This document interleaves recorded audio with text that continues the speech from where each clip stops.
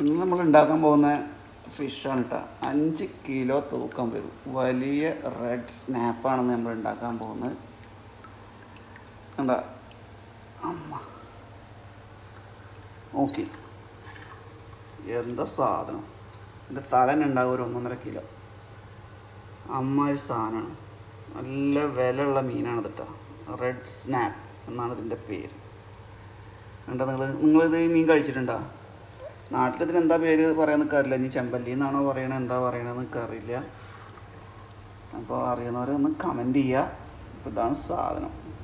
ഇതില്ലേ, ഇവിടെ നല്ല വില ഉണ്ട് ഇതിന്. നാട്ടിൽ ചെമ്പല്ലി എന്ന് പറഞ്ഞ സാധനം ഇതാണ്. പല സ്ഥലത്തും പല പേരാവും അറിയപ്പെടുന്നുണ്ടാവുക. അപ്പോൾ നിങ്ങളൊക്കെ നാട്ടിൽ എന്താ അതിന് പേര് പറയണതെന്ന് അറിയിക്കുക.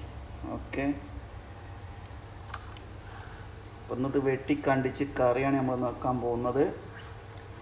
പിന്നെ നമ്മളൊന്ന് വെട്ടിക്കണ്ടിച്ച് നല്ല ഷാപ്പ് കറി ഉണ്ടാക്കാനാണ് ഉദ്ദേശിക്കുന്നത്. ഷാപ്പ് കറി, നല്ല മുളക് കുരുതി എന്ന് പറയും. കണ്ടാൽ ഇങ്ങനെ ചുവന്ന് നിൽക്കും, കോട്ടയം സ്റ്റൈലിൽ.